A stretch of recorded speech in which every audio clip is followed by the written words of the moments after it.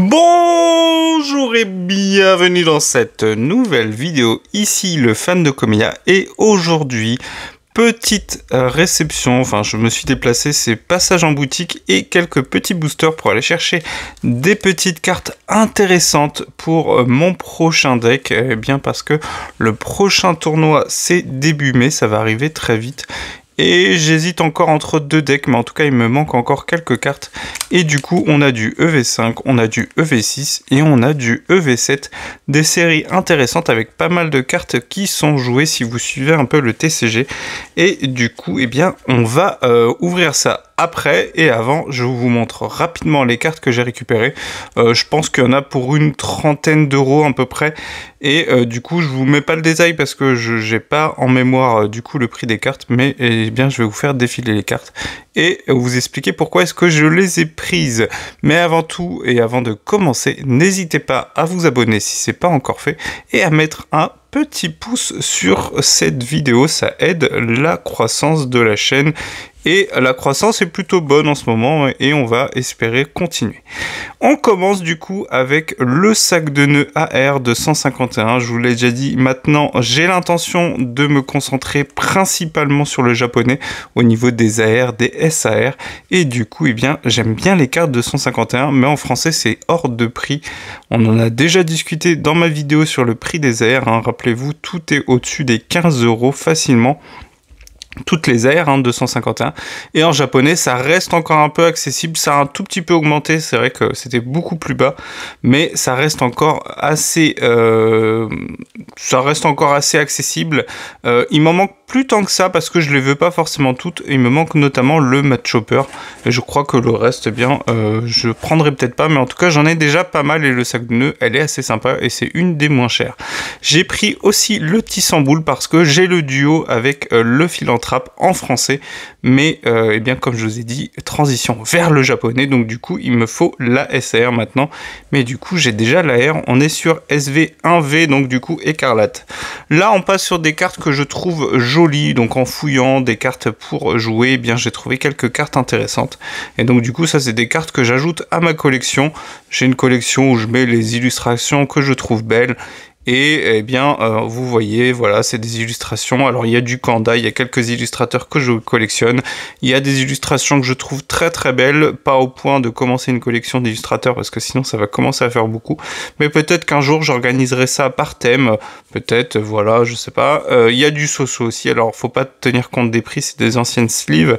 Il y a du starter avec Moustillon, voilà, là, je crois que c'est sur noir et blanc. Il y a un peu de tout, il y a du miasme, l'illustration me fait trop rigoler, c'est pour ça que j'ai pris la carte, vraiment très jolie avec cet effet un peu simplistique, très cartoon avec le fond qui ressemble à une ville comme New York. On rappelle que noir et blanc ça se passe du coup c'est aux États-Unis. Je crois que c'est aux États-Unis, mais en tout cas dans un univers très urbain. Natu, ça c'est plutôt pour jouer, puisque Natu Exatu est un peu intéressant dans le TCG. Je vous en ai déjà parlé dans la vidéo sur Lansorien. Le Pepper, bah, ça peut toujours rendre service, parce que c'est une carte qui est très jouée. Le plan du professeur Touroum, ça c'est une carte qui était pas trop jouée, mais qu'on voit de plus en plus. C'est une carte qui est très forte, parce qu'elle permet de récupérer une carte donc, qui est en jeu dans notre main. Un Pokémon, peu importe c'est un Pokémon de base ou évolué, et Pagna c'est un peu la même chose, sauf que cette fois-ci c'est uniquement une carte de base, un Pokémon de base, donc selon les situations, selon le deck que vous jouez, il vaut mieux avoir soit Pagna, soit le plan du professeur Touroum, en général pas les deux, mais l'un des deux. L'inconvénient avec le plan du professeur Touroum, mais pour certains decks ça peut fonctionner, ça peut aider, c'est que vous devez défausser les cartes qui étaient attachées au Pokémon. Là où Pagna, si vous reprenez un Pokémon de base dans votre main, vous reprenez les cartes qui sont associées. Lansorien, pourquoi? Parce que j'ai pas perdu espoir de le jouer un jour, mais c'est vrai que c'est assez cher. Là, celle-ci, je l'ai eu pour 3 €, je m'en suis plutôt bien tiré. On verra, parce que en général, il en faut au moins on va dire 3 pour que ça soit intéressant. À 2, vous êtes un peu juste parce qu'en général, eh bien, il y en a quasiment toujours un qui va être mis KO, donc il vous en faut au moins 2, en sachant que là, j'ai pas beaucoup de Fantir, mais j'ai pas beaucoup de Dispareptiles de toute façon. Énergie Héritage, qui est une carte qui est intéressante si vous jouez un deck avec que des Pokémon One Prize. Pourquoi? Parce que, eh bien, du coup, vous allez avoir à un moment un de vos Pokémon qui va être mis KO et votre adversaire ne pourra pas récupérer de récompense. Donc ça, c'est assez intéressant. Ou alors, si vous jouez un deck avec peu de Pokémon X, à ce moment-là, votre adversaire ne va récupérer qu'une récompense. Alors, comme il n'y a qu'une Ace par deck, c'est vrai que c'est un choix assez difficile à faire. Le Pokématos, j'étais content parce que c'est une carte qui a explosé. On est au-delà des 2 voire 3 euros. Et là, je crois que je l'ai eu pour 25 centimes. Donc ça, j'étais très content. Mais bon, j'en ai qu'une. Le Azumarill, je vous ai fait une vidéo un peu marrante, mais à vrai dire, le Pokémon est assez fort. Alors, je vous l'avais dit, hein. Le Pokémon est fort. Le deck que j'ai fait, le deck des lapins, c'est un troll, hein, c'est pas viable. Mais un deck avec, par exemple, Terrapagos, c'est très très fort, et Azumarill, et c'est pas à sous-estimer. Il peut one-shot, donc du coup, Lanceurien si jamais vous avez un Melofée, donc c'est très fort, et c'est un Pokémon à une récompense, donc c'est toujours très très bon à prendre. Le Rose Bouton, votre cancer préféré, il est là. J'en ai repris un parce que il y a des decks où on peut en avoir jusqu'à 2, donc ça peut être intéressant. Cyano, c'est une carte qui revient de temps en temps dans certains decks. Pourquoi? Parce qu'on va pouvoir aller chercher d'un coup 3 Pokémon X. Donc vous imaginez, alors en général vous les avez déjà, mais on imagine que vous les avez pas trouvés, ou alors vous avez cette carte au premier tour, vous jouez en deuxième, vous pouvez aller chercher vos Terrapagos, vous pouvez aller chercher tous les Pokémon X de votre deck, Léo Garpon et ainsi de suite. Donc c'est une carte qui est très forte, et avec l'avènement de Rose Bouton, vous pouvez pas utiliser vos Faible Ball, vous pouvez pas utiliser vos Pauphins. Il est pas impossible que du coup cette carte devienne de plus en plus importante et intéressante à jouer. L'énergie lumineuse, elle est jouée dans certains decks du coup où vous avez plusieurs types d'énergie, donc ça reste une carte intéressante. Machine, parce qu'on n'a jamais assez de machines. Azumarill, j'en ai trouvé 2. Brutalibré, c'est le Pokémon qu'on va jouer dans les decks Lanceurien pour infliger des dégâts sur le banc, donc ça c'est cool. Il en faut qu'un en général, en avoir plus c'est pas forcément nécessaire. On enchaîne avec les cartes Evoli. Je vous l'ai pas encore montré, mais j'ai commencé à ranger les cartes Evoli et ces évolutions que j'avais mis de côté, et du coup j'ai commencé à mettre ça dans le classeur. Je vous montrerai ça un jour, donc j'en ai pris quelques-unes. Voilà, le Nymphali de Pokémon Go que j'ai trouvé en holo et en reverse, ça c'est sympa. Et des cartes un peu plus récentes, parce que là on est sur évolution prismatique. J'avais pas ouvert beaucoup de boosters, donc du coup, eh bien, je les ai prises. Elles étaient un tout petit peu chères, mais bon, c'est pas grave. Ça fait baisser le prix moyen quand on prend beaucoup de cartes comme ça.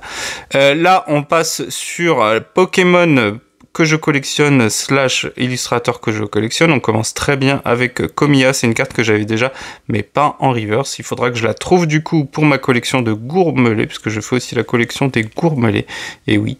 On enchaîne avec Loussor, ça c'est du coup pour la collection Comia, donc je l'avais pas en reverse, très content. Spododo, on est sur du très récent, pareil, je ne l'avais pas en reverse, donc ça c'est très très cool. Je l'avais déjà en normal mais pas en reverse. Là, on est plus sur du Pokédex. Je crois que je l'avais déjà, mais c'est pas grave, je le mettrai de côté. Viscuse, ça c'était pour le Pokédex, je l'avais pas encore, donc je vais pouvoir le mettre dans mon Pokédex. Pyrobut, pareil, c'est pour le Pokédex, elle est en reverse, donc très sympa. Pachirisu, je vais y arriver, pardon. Ça, c'est la collection de Pachirisu, et j'en ai trouvé quelques-uns, ainsi que des Togenemaru. Là, je fais la collection aussi. Donc ça, c'est très sympa, ça me permet d'avancer. D'Eden aussi, j'aime bien collectionner, et j'en ai trouvé pas mal. Vous allez voir. Gourmelet, ça, c'est sur le récent, parce que là, du coup, on est sur EV9, je l'avais pas eu en booster. Pareil avec la reverse, donc ça c'est très sympa. Pareil pour Togenemaru, j'avais eu la version normale en booster, mais pas la version reverse. Donc c'est chose faite. Le Deden, pareil, toujours pareil, hein, avec le Togenemaru sur la même illustration, c'est très sympa. Le Deden encore. Le Togenemaru, très sympa. Et un Deden complètement miscut, hein, vous voyez, c'est très très beau, je m'en suis pas rendu compte. Juste quand j'étais en train de sliver, je me suis dit, mais attends, il y a un problème là. Donc un miscut, alors le bac, j'avais pas trop regardé. Ouais, sur le bac aussi, ça se voit. Belle bizarrerie, en tout cas, bon, c'est pas grave, hein, c'est pour la collection. Moi, ce que je veux, c'est les illustrations, et en plus, cette illustration est vraiment dégueulasse. Alors moi, j'aime vraiment pas les Pokémon comme ça, en pâte à modeler. N'hésitez pas à dire ce que vous en pensez, mais moi j'aime vraiment pas. Arcanin, ça c'est une promo, alors que je dise pas de bêtises, je crois de tripack sur EV1. En tout cas c'est la promo 11, donc c'est sûr que c'est au tout début du bloc. Il me semble que c'est ça, c'est une des deux promos qu'il y avait dans les tripacks. L'autre je sais plus ce que c'était, et celle-ci c'est la promo des tripacks EV9, du coup il me manque le Yanmega. Donc c'est tout pour ce beau gros lot de cartes, donc comme je vous ai dit, facile une trentaine d'euros je pense. J'ai pas compté le nombre de cartes mais il y en a une bonne trentaine, donc on est à environ, je sais pas, un peu moins d'1 € la carte, donc ça va, ça reste raisonnable en sachant qu'il y a quand même 2 AR et quelques cartes un peu rares. Allez, du coup, on perd pas de temps, on s'attaque au booster. Donc je vous l'ai dit tout à l'heure, juste avant de commencer la vidéo et de lancer la vidéo, 2 EV5, 2 EV6, 2 EV7. Au niveau de la provenance, alors, parce que j'ai pas voulu le faire en vidéo, EV5, j'avais un tripack, donc on en a 2 sur 3.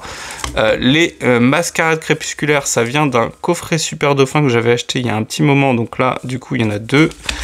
Et les 2 couronnes stellaires, ça vient d'un tripack aussi. Il m'en reste encore quelques-uns. Alors en EV5, j'ai plus de tripack.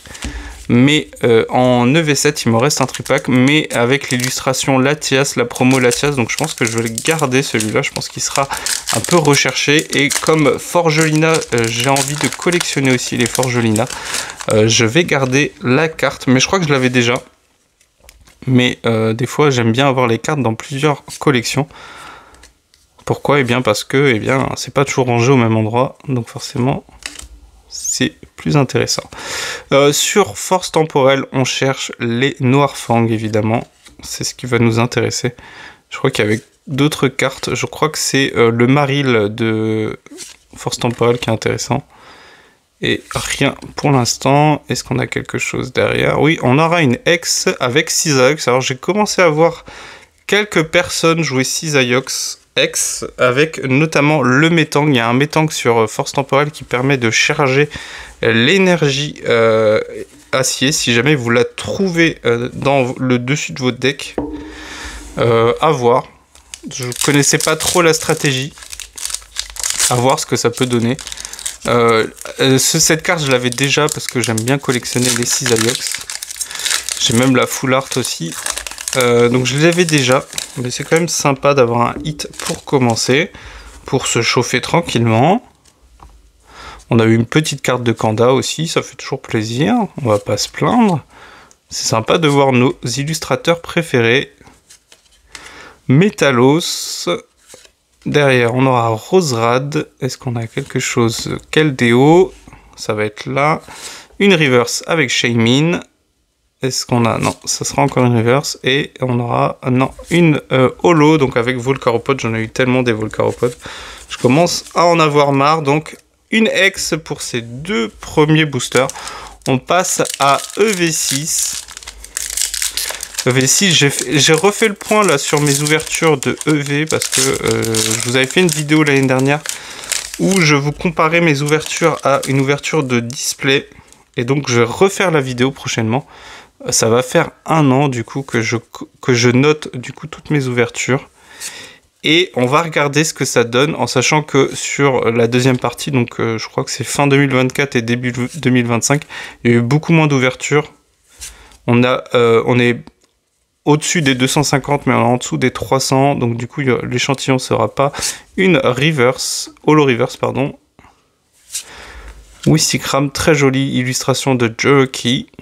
Et une holo avec Fortussimia, mais bon, Fortussimia j'en ai déjà plein. Fortussimia qui est très joué dans beaucoup de decks. Donc n'hésitez pas à regarder si ça traîne pas dans vos tas de bulk. Il y a quelques cartes intéressantes si vous y connaissez un tout petit peu. Et c'est des cartes que les joueurs vont rechercher. Alors ça veut pas dire que vous tenez une fortune, mais c'est des cartes que vous pouvez vendre facilement, là où vous allez avoir d'autres illustrations, d'autres cartes qui vont beaucoup moins intéresser vos futurs acheteurs. Donc sur EV6, évidemment, on veut la ligne évolutive de Lansaurien. Et Lance-Orient tant qu'à faire. Félicanis qui peut être joué dans un deck avec des One Prize. Pourquoi? Parce que si vous lui mettez une énergie Dark, et du coup il a besoin d'énergie combat, mais avec Rubépin ça se fait assez facilement, et il y a des Pokémon pour charger l'énergie combat. Eh bien, vous obtenez un Pokémon qui a quand même 230 PV et qui fait 170 pour 3 énergies, donc c'est plutôt pas mal. Et derrière, on aura Ver de Fer, donc pas les Pokémon qu'on voulait, ça commence bien. Ma chance légendaire, comme d'habitude. On passe à EV7, donc un hit en 4 boosters pour l'instant, c'est pas terrible, on va pas se le cacher, mais bon. Quand on ouvre des items hors display, c'est ce que je vous dis à chaque fois, c'est le risque. Tiens, le code est dans le mauvais sens.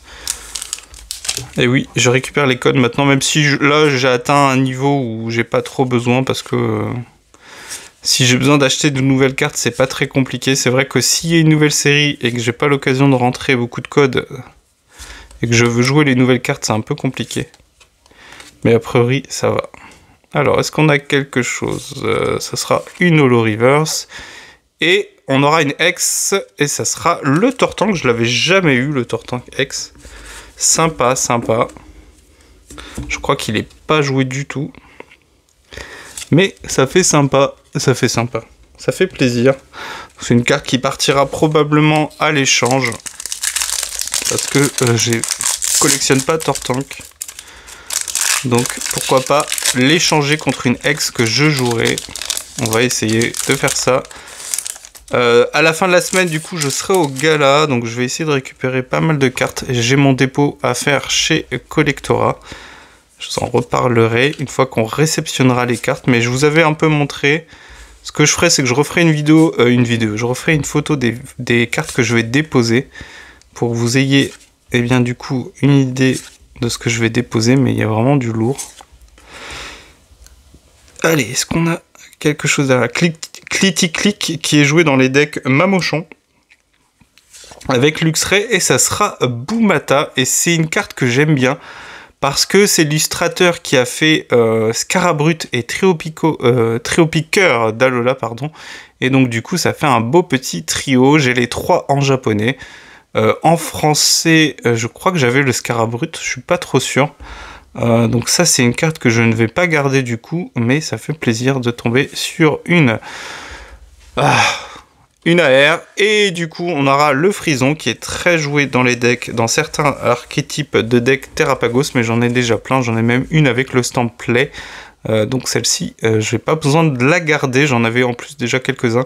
On peut en jouer jusqu'à 3 en sachant que le talent n'est pas cumulable, mais en général vous allez essayer d'en mettre 2, déjà parce que le talent de Terrapagos nécessite que votre banc soit le plus rempli possible, c'est déjà une chose, mais aussi, eh bien, si jamais votre adversaire il essaye de nerfer le talent de Frison, il va en tuer un, mais du coup vous en avez un deuxième, du coup le talent est toujours actif. Et du coup, c'est très difficile de s'en dépatouiller. Donc en général, on va en jouer 2 ou 3. Parce qu'en plus, on peut aller les chercher avec le Motisma Hélice, qui est très joué. Et Motisma Hélice, qui va avoir son talent un peu nerf. On en reparlera, mais avec les cartes qui vont arriver avec la Team Rocket, il va y avoir de grands chamboulements. Il y a Terraclope et Noctunoir qui vont avoir leur talent un peu nerf. Donc il va y avoir du mouvement, c'est sympa avec EV10, plus que ce qu'on a eu avec EV9. EV9 ça a été un peu... voilà, ils ont essayé avec Melofé de nerf Dragapult, donc Lance-Orient, ça n'a pas vraiment fonctionné très très fort. Les archétypes Zoroark, Zacian sont sympas, mais sont pas hyper méta, c'est-à-dire qu'on les voit pas au plus haut niveau. Ils arrivent à obtenir quelques, on va dire, places d'honneur, mais pas les premières places. Et donc du coup, EV10, peut-être qu'on a l'espoir que ça change un tout petit peu plus les choses, parce que EV9 a pas énormément apporté. Mais bon, après, EV9 va peut-être synchroniser avec EV10, ou alors on va réfléchir à de nouvelles interactions avec les anciennes cartes. C'est toujours pareil.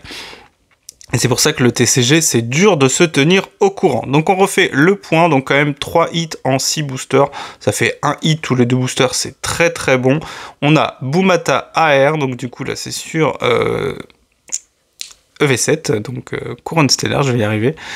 Tortank X, donc là on est aussi sur Couronne Stellaire, et enfin le Cisaiox, on sera sur EV5, donc aucune des cartes que je recherchais avec les ouvertures de ces boosters. C'est un petit peu décevant, mais c'est comme ça. Et du coup, eh bien, on se dit à bientôt pour une nouvelle vidéo. On fera, du coup, je ferai le point, prochainement sur mes ouvertures EV au bout d'1 an, début mai. En même temps que la vidéo sur les AR, sur les ETB, vous avez l'habitude en début de mois, c'est toujours le nouveau rendez-vous. Et du coup, ce que je ferai, c'est que cette semaine, en fin de semaine, vous aurez une petite vidéo sur les sorties à venir pour le mois de mai. Le mois de mai qui va être très chargé avec notamment EV10 évidemment, mais il y a quelques items en retard qui ne sont pas sortis en avril qui vont arriver du coup avec notamment le coffret machine. On en avait déjà parlé mais il n'est pas sorti, il y a eu un peu de retard peut-être au niveau de l'item qui vient avec du coup le coffret, je ne sais pas. En tout cas on se retrouve bientôt pour de nouvelles vidéos et je vous dis ciao.